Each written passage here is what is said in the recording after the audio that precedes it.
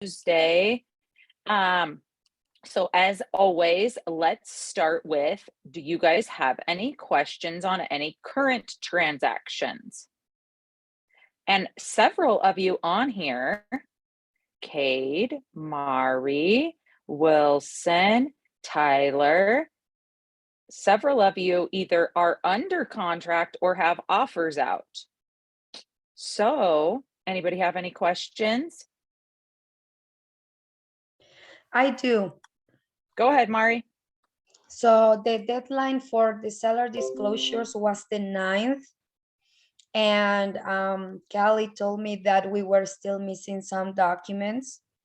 And I assumed that we got everything that we needed on the 9th. So in this case that the listing agent didn't, or in the future, they don't provide the document, would that be considered breach of contract if they don't provide all of the docs by the deadline? It is breach of contract right now. So, so it's up to your client. Does your client want to cancel because they didn't provide everything? That's number No. one. What is Yeah. missing? Do you know what's missing? No, we finally got it all, but I have been calling the agent, texting the agent. Okay, so leaving you have been messages. trying to get all the stuff. Yes. What was it that you were missing? Was it the title docs? Title docs and HOA docs. Okay, see, those are the biggest things that are a pain. I'll tell you from a getting paperwork standpoint. Yes. Those are the biggest pain to get. That is why we try really hard to have all of those documents for your guys' listings before your listing goes live. Let me show you an example here. 2 seconds. Let me pull it up. I'll share my screen real quick. Okay. So he wasn't Oh, I doing. can't share. Ritz, No can you worries. make it so that I can share?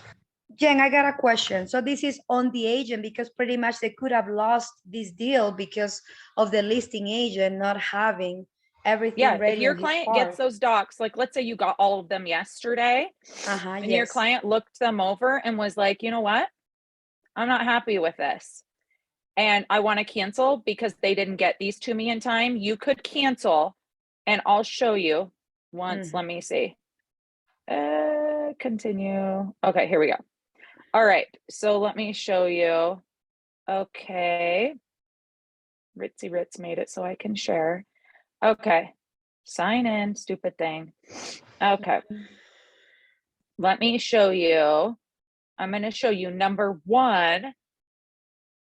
I'm going to show you what we do. Let me just show you because I know that it's on this one.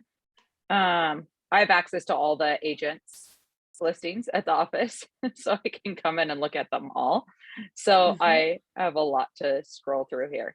Okay, here's Carl's listing. I know this one had an HOA, so let me pull it up and show you guys.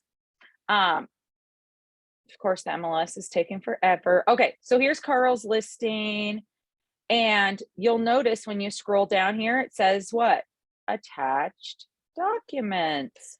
So we click on that. Look at what we attached before this listing even went live.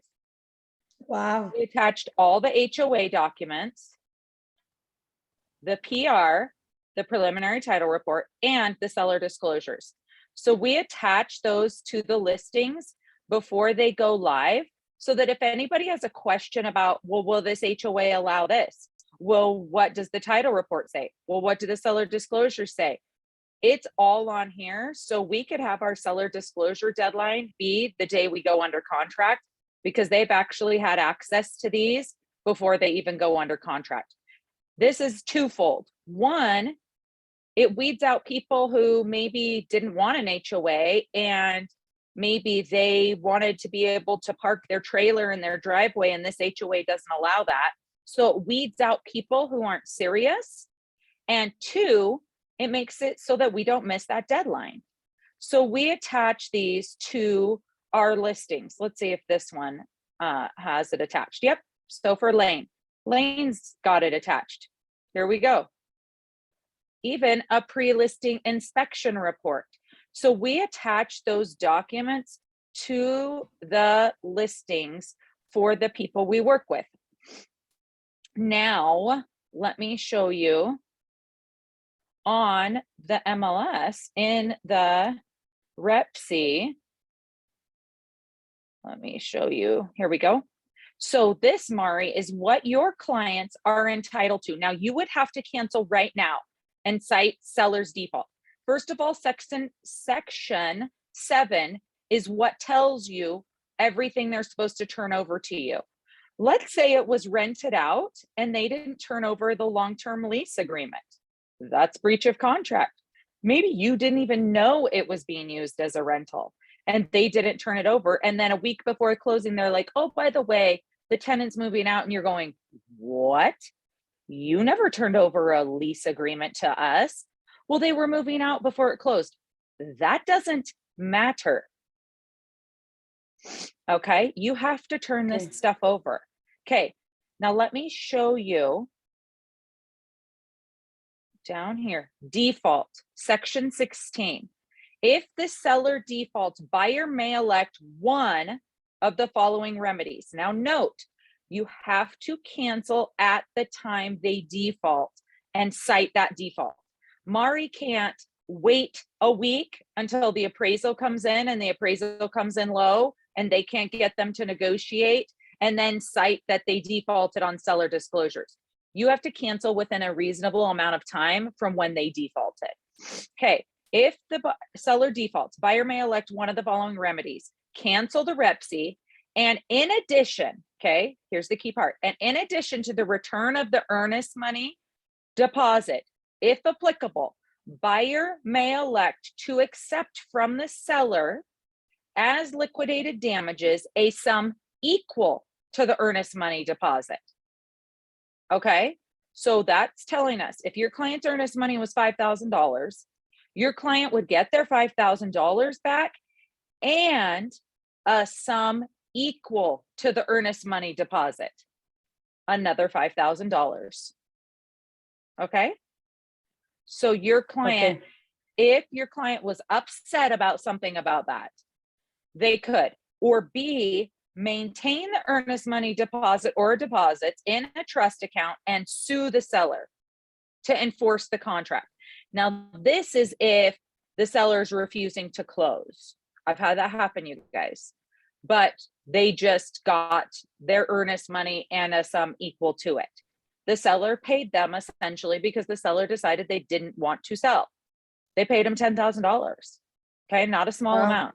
Accept a return of the earnest money deposit or deposits if applicable, and pursue any other remedies available by law. If the seller accepts liquidated damages, seller agrees. If buyer elects to accept liquidated damages, seller agrees to pay the liquidated damages to the buyer upon demand. So if you're taking the liquidated damages up here, because let's say you got those seller disclosures and they told you things that you did not like and you didn't get it in a reasonable amount of time, and so you want $1,000, $2,000, $5,000, whatever's equal to the damage they caused, the seller has to give it to you upon demand.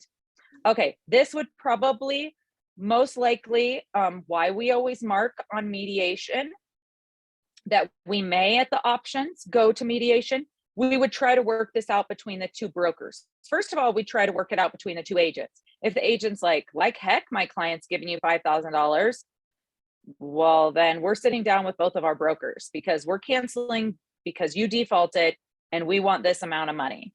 We want our earnest money plus this amount back. Then the brokers would sit down with the agents and work it out. And if both the brokers were like, yeah, you're in default, you didn't get this over to them in time, this is what you owe them. Most likely, first of all, the agent's going to be the one paying it because this would be agent default on behalf of the client. Right now, I'll tell you, Mari, what I'm seeing is most buyers do not want to cancel because of seller defaulting on seller disclosures because they're just so happy to be under contract. I know. Yeah. So it's a different situation, but if your client did, that's their remedies. Okay. Yeah. But like I said, they would have to cancel soon. Yeah, I like that I'm educated on this and I appreciate your comments. So pretty much this is just telling me about the professionalism of the listing agent on not performing his duty, because on a buyer's market, this wouldn't have flied, Yeah. buyer's market. Okay, thank you. Okay, perfect.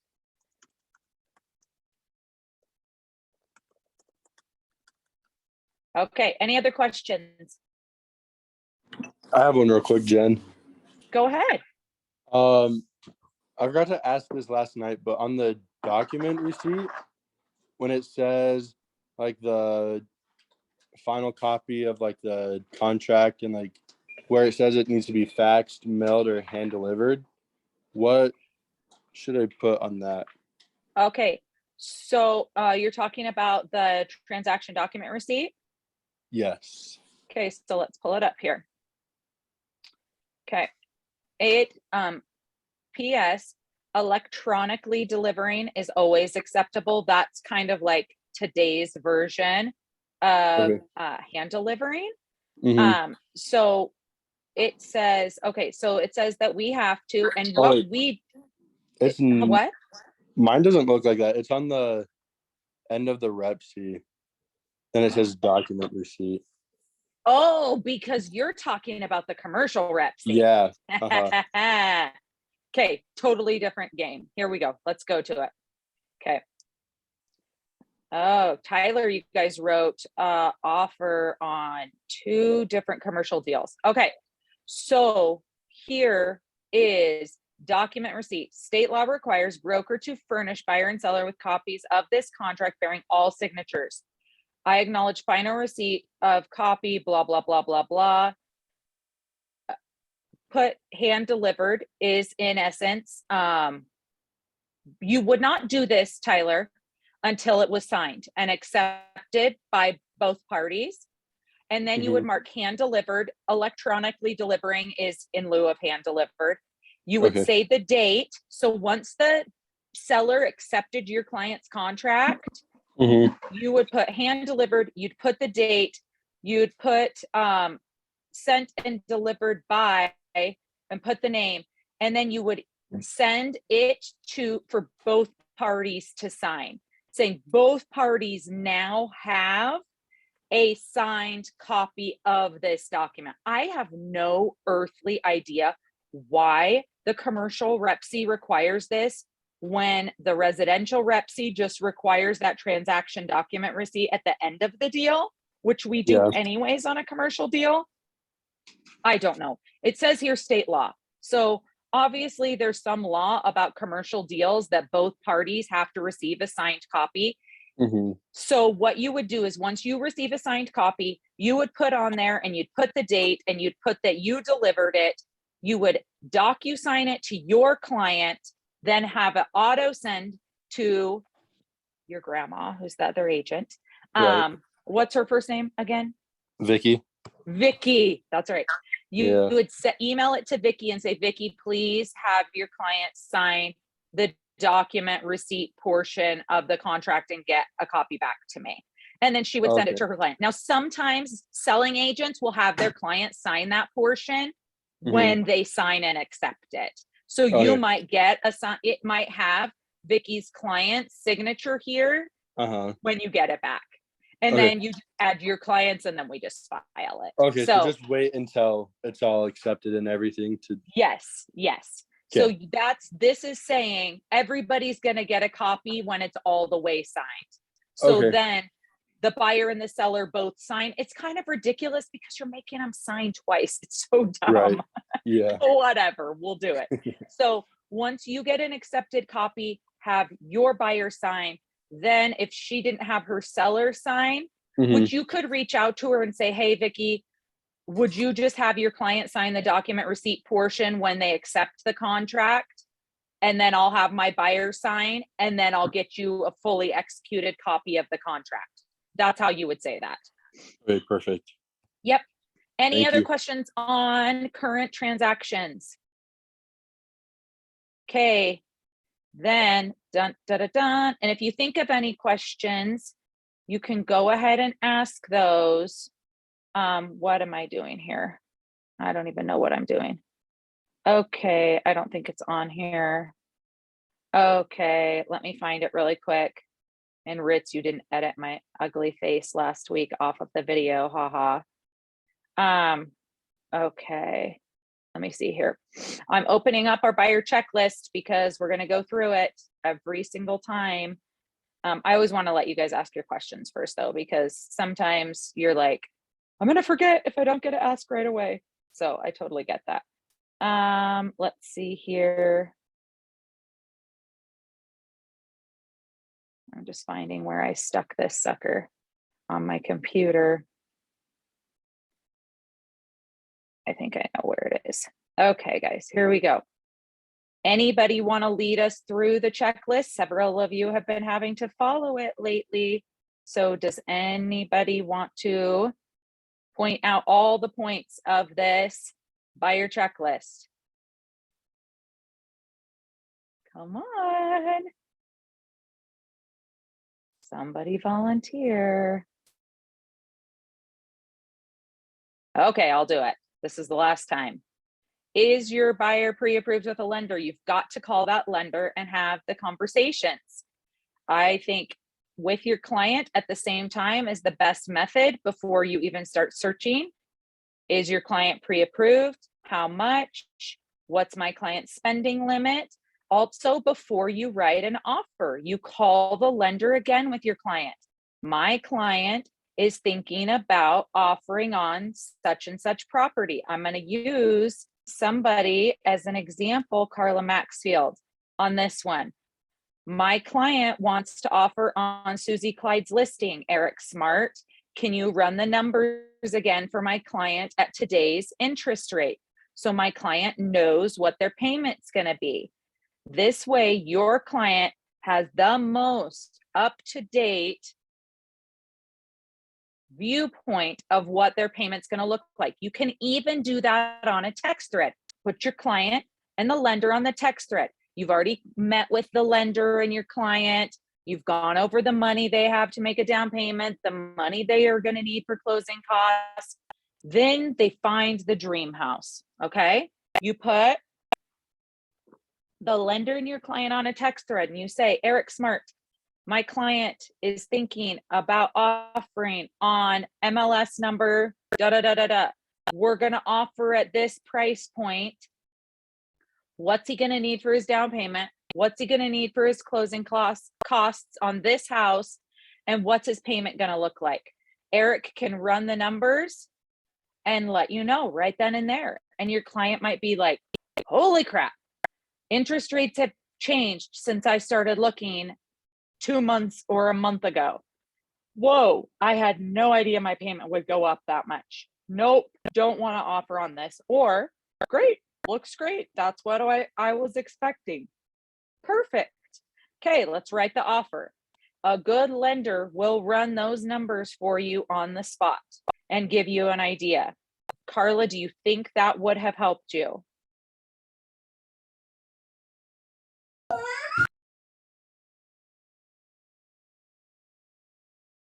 What do you think, Carla? She's got kids, so she might. It's very there we go. helpful for me, Jen. Thank you for Yeah. sharing that, because I haven't even done that, asking the lender to run the numbers. Yes. And with numbers changing all the time, you want them to rerun the numbers. Carl and Cindy both had listings over the weekend. Carl's at 415, Cindy's at 750, I believe it was. Carl got 14 offers or 15, and Cindy got 4. That's to be expected with that price jump. Okay. I mean, it's almost double. Okay. Cindy's ended up going under contract. Hers was listed at 750. It went under contract at 785. Carl's was listed at 415 and went under contract at 475, I believe. They both commented to me that they were most impressed with the lenders who called them and told them they reran the clients through the automated underwriting system right then, that day. Because interest rates are changing that frequently, that when the listing agent heard from the lender and the lender said, just want to let you know, these are solid clients. I just ran them back through the AUS the automated underwriting system. I always forget that acronym. The AUS right now qualify, solid, they're good to go. Those were the offers they told me flag at the top. We're most impressed with these ones. We know they're solid. So it's important that you get your lenders to do that. Call the listing agent on hot properties before you even go show it so that you can point things out to your client. Show the property. Call the listing agent before you write the offer again. You should be in constant contact with that listing agent. Do you have any offers? What are the offers looking like? What can we do to make ours appealing? Wilson had the experience yesterday where he had to rewrite the offer 3 times because the listing agent kept saying, well, could you do this? Well, could you do that? And as Wilson now knows, that's a major pain in the hiney. So stay in constant contact with that agent saying, what are your clients looking for? What could we do to make this attractive? Think hard about how to structure the offer. Read in between the lines in what the agent is saying and what their client is looking for. Go over all these points with your client here so that when you write the offer, you have all these questions answered. It's going to help you so much if you have the answers written or typed in here and you know. So each client you work with, you should make a copy of this form for them. Ritz, I was going to ask you really quick. Did you put this on the team website for them to have access to or share it with them so they can make their own copy? I'm not sure where we're at with that. It's on the website and it's also on the scorecard. It's also on your scorecard, suckers. Okay, so let's see. Where is it on the... On top? Yeah, I think it's on top. No. Yeah, I think I didn't publish it, but it's on the scorecard. Okay, it will be on here, guys. So go to your scorecard. If you don't know what your scorecard is, you need to meet with Todd. Come in during Opportunity Zone and go over what your scorecard is. That was shared with you through the Google Drive. It has tabs at the bottom to give you a checklist of what you need to do on a listing, what you need to do with the buyer. It has this, it has other resources to help you. Okay, then you write up your offer. You call Jen to go over the offer first. Sorry, I skipped ahead. Call me to go over the offer. Check the documents on the MLS to see if there's any documents you need to send. Then type up your offer. So call me and say, hey, the agent said they were looking for this. What does that mean? Or how can I write that and still best protect my clients?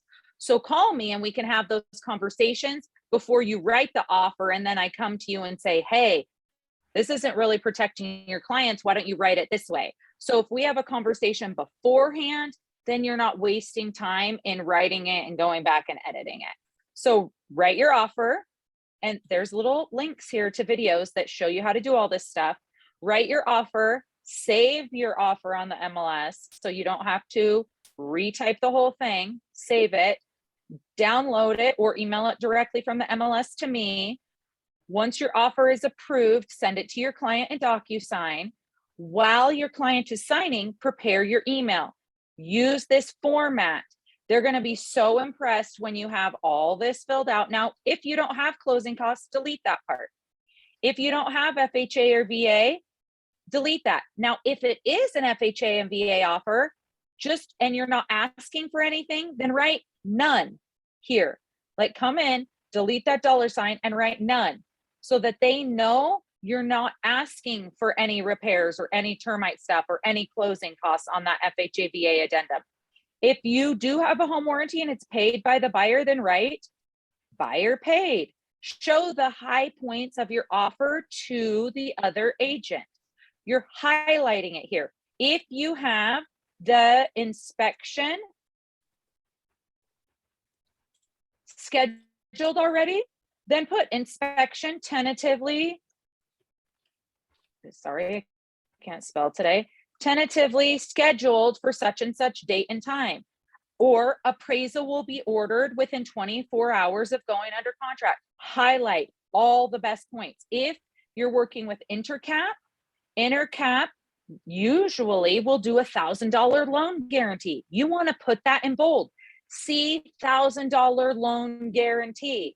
That means that Intercap is guaranteeing this client is so solid, if they can't get the loan done, they will pay the seller $1,000. You'll want to highlight that. This is how you're going to get your offer accepted. Highlight those awesome points of your offer. Here's the clauses for an escalation, an appraisal gap, or the tiered ERS. So these are to help you. Any questions about this buyer checklist?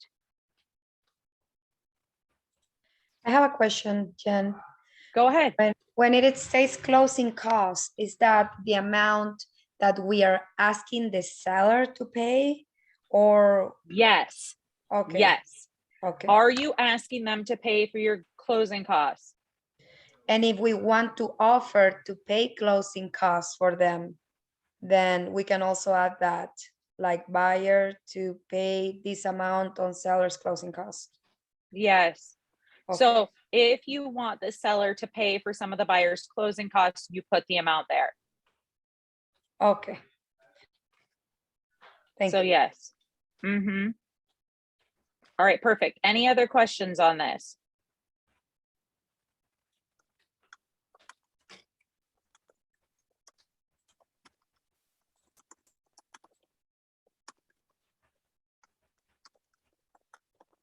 I got another question. Sorry. Yeah, go ahead.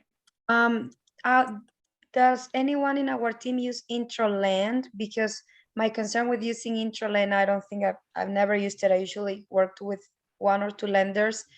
How do you get a hold of the lender? Like whoever is selected, like do they get a hold of them? You know, are you staying in touch with them? Has anybody used Yeah. Introland? Yeah. Oh, I've seen tons of people use Intralend. Has anybody on here used Intralend?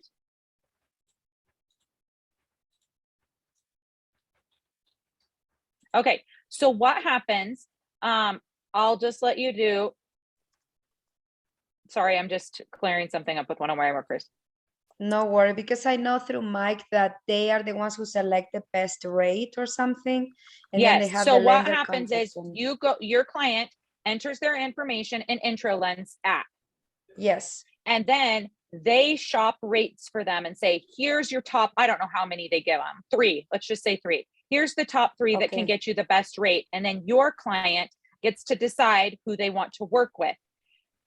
So then at that point, you get the lender's name and contact info, and you get in touch with the lender and you do everything like I'm saying. You have them put them through the automated underwriting system. They're going to send in their documentation. Sorry.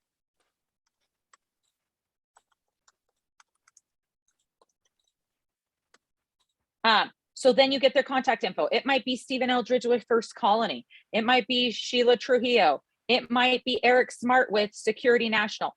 A lot of them are local lenders that we have worked with and heard of because they're partners with Introlend. They have paid in to be a lender that Introlend offers, okay? And so we have a lot of local lenders that are options that they can shop rates with just in one spot. So does that give you a better idea of how that works? Yes, yes, thank you. I might want to try that for sure because I've never tried it because I wasn't sure. Yeah. Oh yeah. It's totally worth trying. If you don't like it, go with somebody else, but at least it gives your clients the options. So you can send them the link to the Introlend app. They go in, they fill in their information, and then it goes from there. So it's a great option. Great option. Thanks, Okay. Let's see here. Okay. So I said today, any questions on case studies? Let me ask that. Okay. Let me go through the differences, the main differences between a new build and a regular residential purchase. Okay. So first of all, as Carla has learned, poor Carla, the contract is usually always different. Now, Carla has had the unique experience of doing 2 new builds. Yes, Carla? She is doing one that is a spec with Susie Clyde, and Susie had you just use the new build Repsy, correct? Off of, or did she have you just use a regular Repsy off of the MLS, Carla? Yeah, it was just a regular Repsy. Sorry, she called me literally when you were asking me the question. Oh, you're totally fine. But You're yeah, that totally would have been fine. totally helpful. I just honestly assumed that had already taken place and I didn't double check. And yeah, for sure. This is the now I hard know. thing. You have to remember, you have to essentially make sure everybody else is doing their job. You are like a babysitter in real estate. You are babysitting the lender, title, even us, the other agent. I thought you were babysitting us and everybody else. Yes, yeah, I am. I am really. Yes. But your job basically is to stay on top of everyone for the benefit of your client. Okay. Yeah. And we help you do that. I joke when I say us, but we do make mistakes. Like my assistant that I was just texting about. I'll give you guys an example. Here you go. Real life example. Robin Perry wrote an addendum late last night. She didn't have me do it because it was after hours. And she looked in open to close, because open to close is where we keep all your guys' stuff. So you can go in and look and see everything in real time. My assistant had not loaded addendum 6 in open to close. Robin went in. So she saw we were completed to addendum number 5. We really had completed to addendum number 6, but my assistant hadn't loaded it in there yet. So Robin wrote the addendum last night as addendum number 6. Then the other side emailed us back and was like, oh, hey, we're actually on addendum 7. So we corrected that. Well, then Robin's reaching out to me and my assistant saying, I looked in open to close. We're on number 5. Can somebody figure out what's going on? Why are they telling me we're on 7? My assistant hadn't loaded it yet.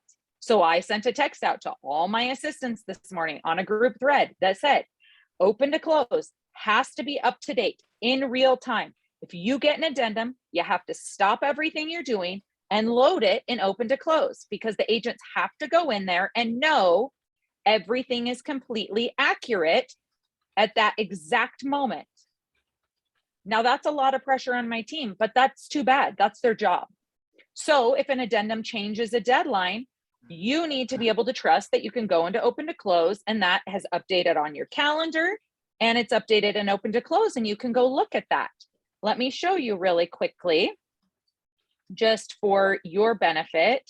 Oh gosh, I'm clicking on 1,000 tabs except for the one I want. Okay, so let me show you guys really, look at, I opened that, dumb. Okay, let me go into open to close and just show you guys, because I want you guys, I mean, normally this doesn't happen and really it's not that big of a deal. The other side corrected it. So really it's not like a deal breaker.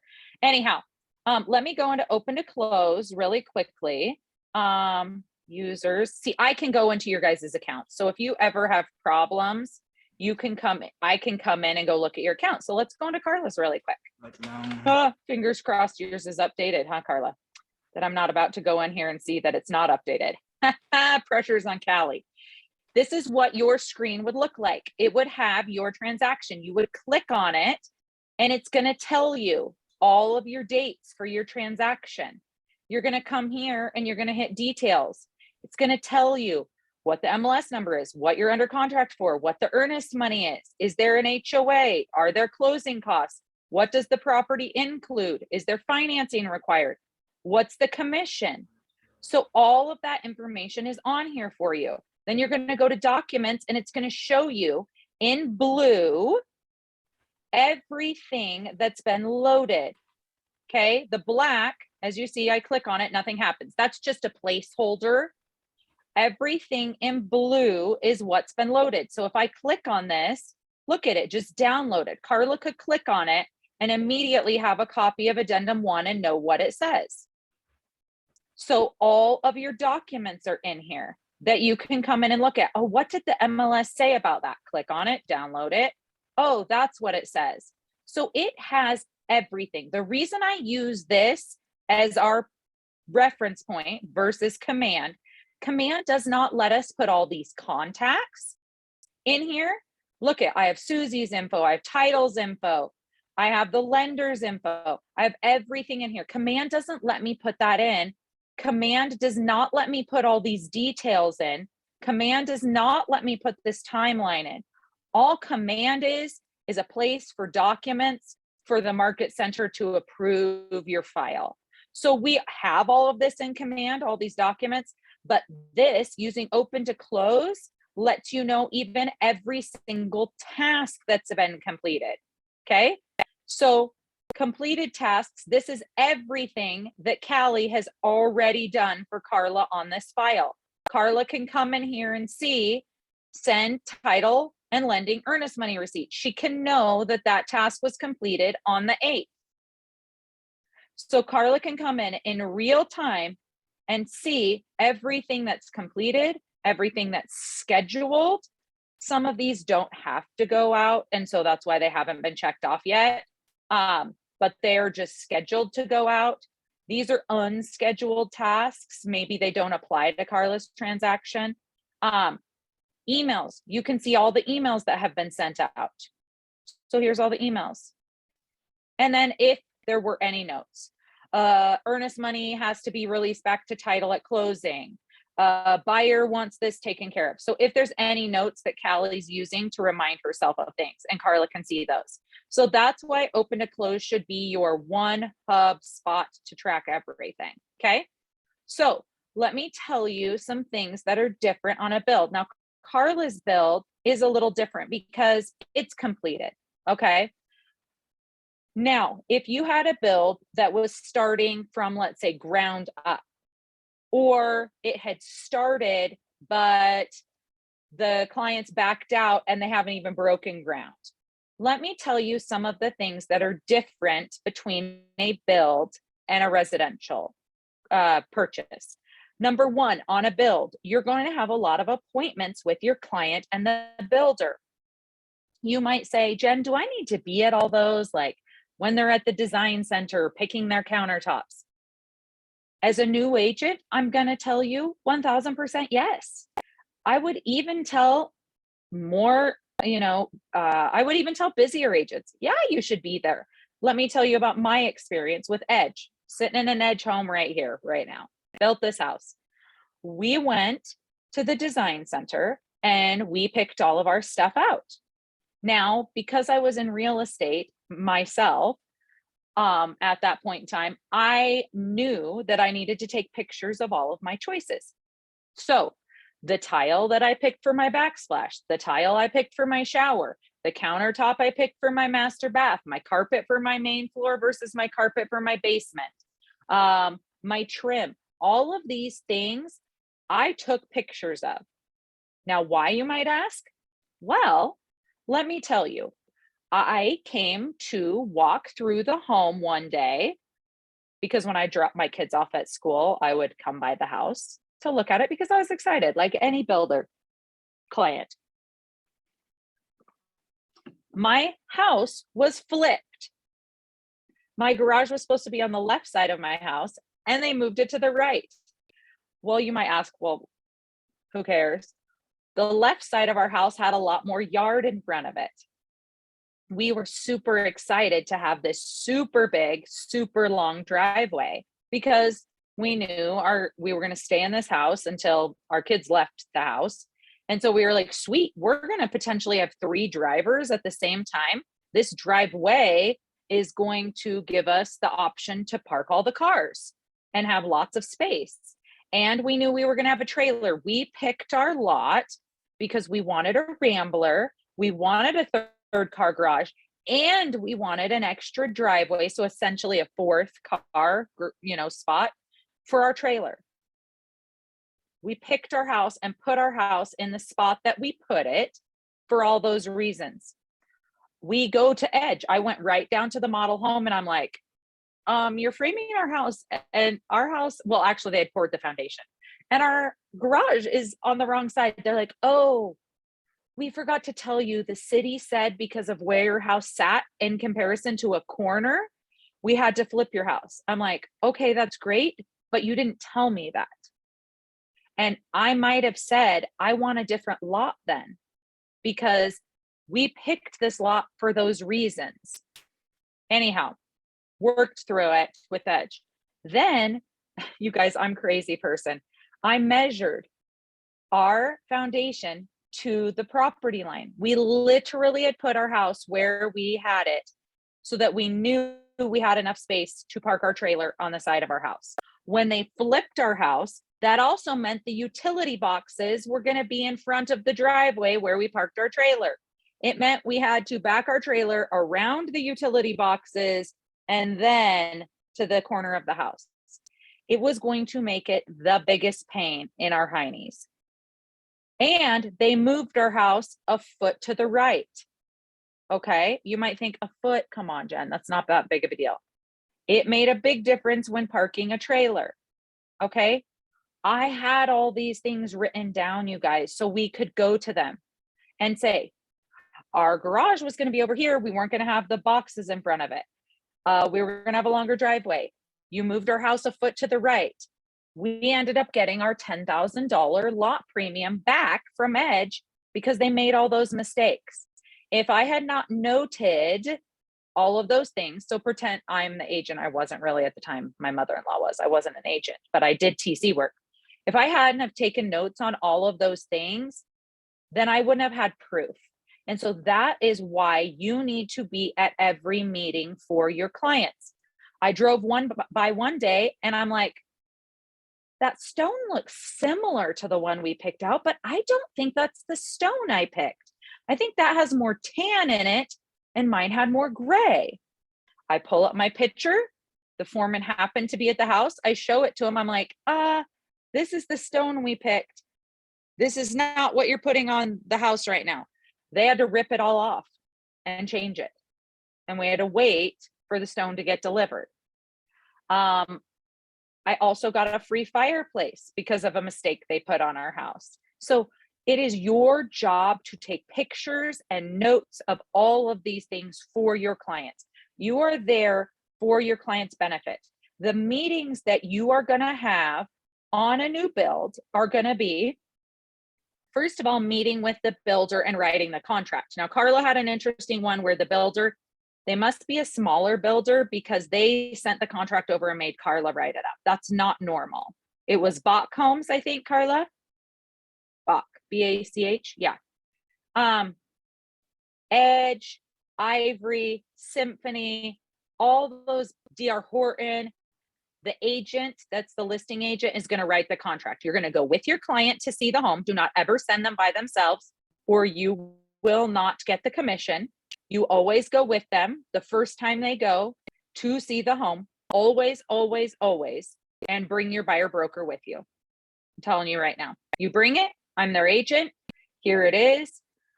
These builder agents, they will screw you out of a commission 7 ways from Sunday if they have the chance. Always go with your clients. I don't care if they're just going to go walk through the model home. Lane almost got screwed out of a commission because his clients walked through the model home without him. Okay. Then you're going to go when they write the contract so that you can go over the points, you can explain it, you can know all the details. So you're going to go write the contract with the listing agent.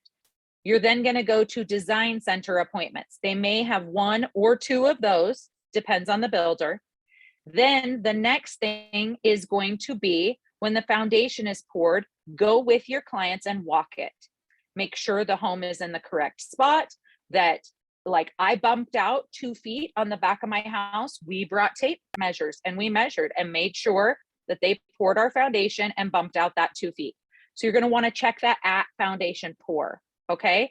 If they added on a larger pantry or a bigger laundry room, you're going to want to go check the foundation at that point for those things. Then you're going to do what's called a 4-way walkthrough. You are for sure going to want to be at that 4-way walkthrough. Does anybody know what the 4-way walkthrough is? No. Okay. So let me tell you, the 4-way walkthrough is when the house is framed and they have roughed in the plumbing and the electrical. So you're going to go through the house and make sure all the electrical boxes are in the correct spots. I went in when they first framed. You guys are going to know how crazy I am now that I'm telling you about all my build stories. I wanted my light fixtures in certain spots. So I came in and they told me just use a different spray paint than what's being used in the house currently. So I went and got like a neon pink because they weren't using neon pink. And I came in the house and I spray painted where I wanted all my light fixtures. Okay. And so that I knew they were in the right spots, because at that point in time, Edge let us come in, and my husband does, like, he knows how to do audio visual stuff.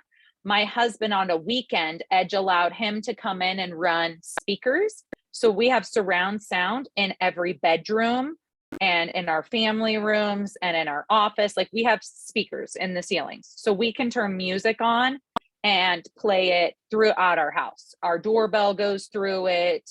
He put a theater in our basement and all that kind of stuff.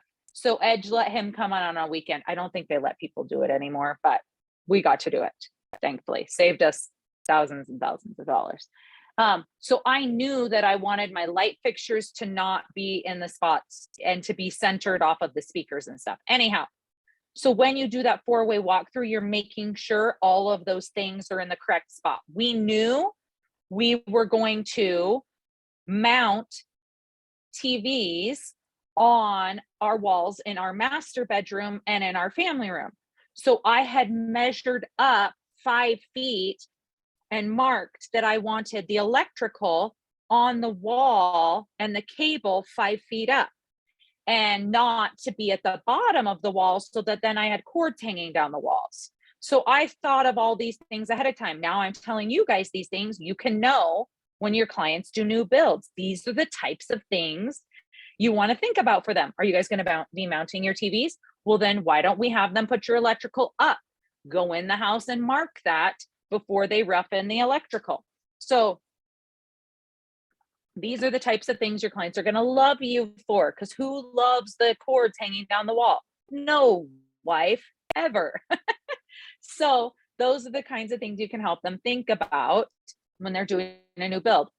So that 4-way walkthrough is to check and make sure all those things are in the correct spot. So you're going to want to go to that. Then, have any of you heard of a blue tape walkthrough?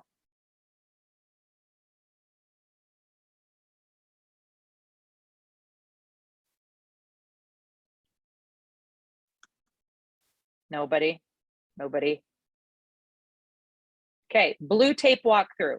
You literally go buy your client blue painter's tape, and you go through the house when it's basically all done, and you're going to tape and put tape where you see mistakes or things that need to be fixed. Now, some people pay and do an inspection at that point. I totally recommend it if the builder will allow it. That's why you need to be there when your client's writing the contract, because you need to ask at that point, do you guys allow private inspections before closing? Some builders do not. That might be a deal breaker for your client. They might say, if you're not going to let me have an inspector come through and check out your plumbing and your electrical work and things like that, then no, I'm not building with you.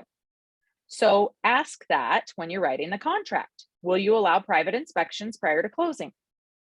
I know Edge will, Ivory will, lots of builders will. In my opinion, any good builder will, because it's just checking it out for the client. And then you get a punch list of the things they want done. And sometimes, I will warn you guys, builds are different. Michelle learned the hard way. Builds are just a different beast. They don't necessarily fix everything before you close.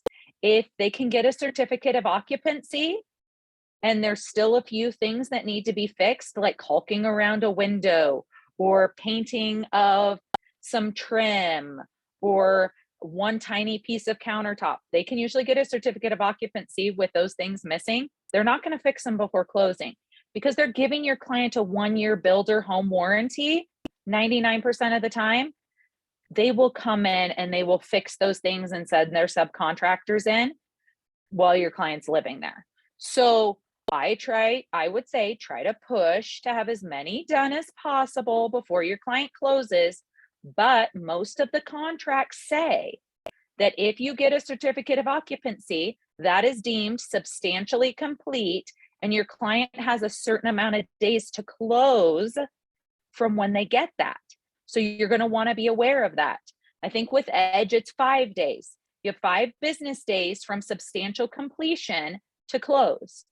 So make your client aware of that going into it, so they're not shocked at closing. Just so you know, if they get a certificate of occupancy and there are a few items that they still need to fix, don't be freaked out. We have to close within 5 days of that, but they will come in and they will fix those things. I had the wrong flooring in my laundry room. They came in and they fixed it. I moved in and then I called the painters and had them come in because I knew we were going to get some ding marks moving in. There was nothing crazy. We weren't negligent.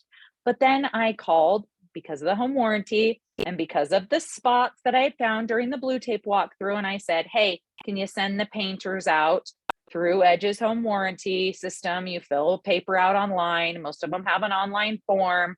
And I said, hey, could you send them out?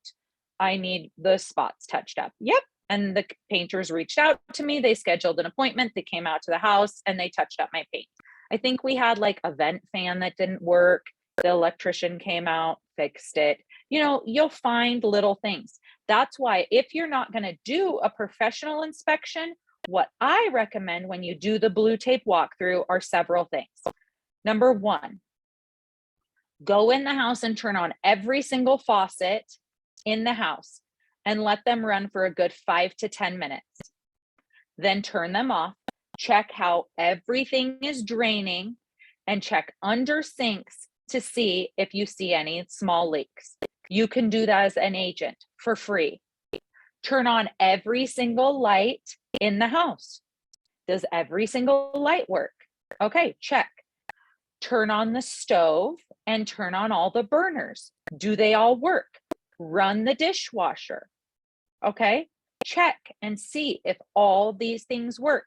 If you have the little electrical plug, they're super cheap at Home Depot that you can plug into outlets to see if power is running to them. Run through the house, plug it into every single outlet and make sure every single outlet has power running to it. These are things that you can do for your clients in lieu of them paying for an inspection. So 1, run all water.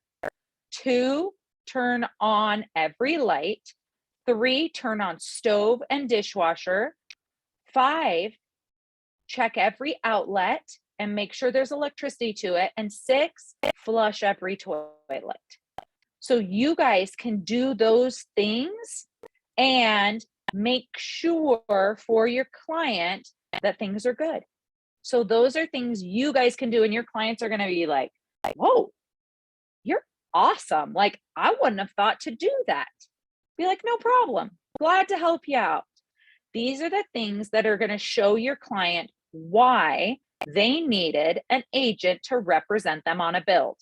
If you're taking pictures of all their design center choices, if you're checking their house plans once they've made custom design choices and making sure they're included on the design plans, that's usually called the red lines. And they're going to send your clients a document where they have to sign and approve those modifications to the existing home plans. Like I told you, I bumped my house out 2 feet in the back.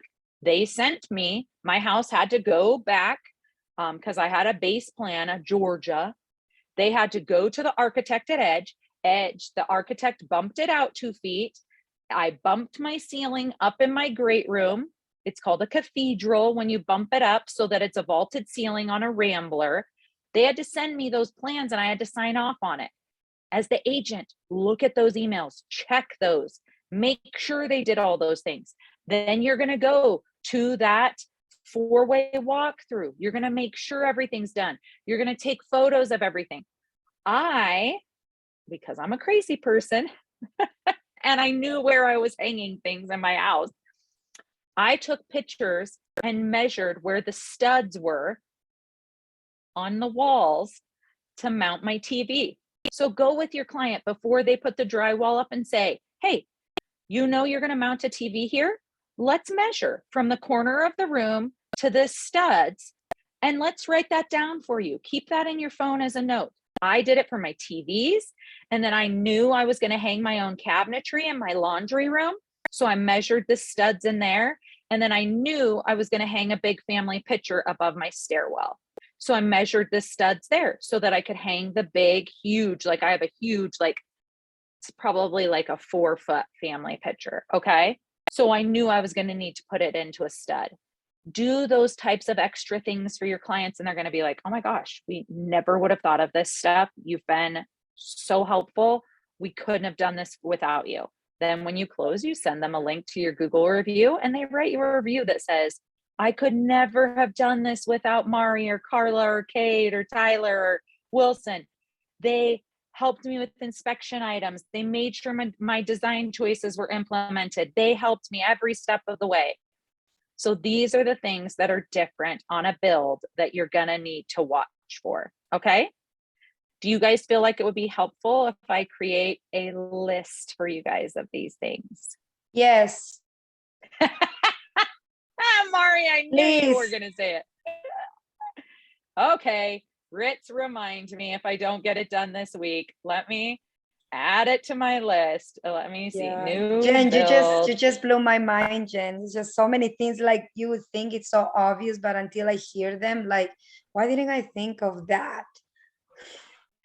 Because you don't know what you don't know. And that's why you attend these classes, is because I'm not bragging, please, by any rights. And I learn stuff, you guys, every day. Every day I learn stuff about real estate. I've done over 1,500 deals. We did 518 last year alone. I am seeing so many things happening. And I work with so many awesome agents who teach me these things. I used to work for Becca Summers. Then when I branched my business out, she wanted me to just work for her alone, but my business was growing so much and she understood. She's like, grow your business. It's okay. I'll find someone just to work for me. But I worked for Becca for years and learned so much from her. I work with Lane and Carl and my mom and my mother-in-law, and I work with these high producing agents. My mom is doing a build right now with Red Sign. Clay and Hayden are the agents on the other side. It's a $2 million build, you guys. And it's my mom's clients, and they hold meetings every 3 weeks. And you should see the notes that my mom keeps, because you better believe the clients are out of state. So my mom takes notes at the meetings, and then my mom goes to the build site and sends her clients videos and pictures every couple of weeks, making sure that all of her clients' choices are put in the home. You better believe she wants clients happy. I mean, her commission, you guys, is going to be like $60,000. You better believe she's going to keep them happy. Okay. So you have to keep that in mind, that you have got to do the things above and beyond to keep your clients happy. Something cute that Becca Summers does on new builds, when she finds out Edge is breaking ground, or Symphony or Ivory on her clients' new builds, DR Horton, whoever it is, Sweetwater, any of them, she buys a shovel at Home Depot. She spray paints it gold. She meets her clients out at the build site, and they do a gold shovel dig on the client's property, and they take photos, and she gives those to her clients at the closing. I love going back and looking at the pictures of my house when there was no house here and it was just a flat lot. So those are the things above and beyond that make the experience top notch for your clients. Those are the types of things you want to do to go above and beyond. Okay. Any questions, you guys?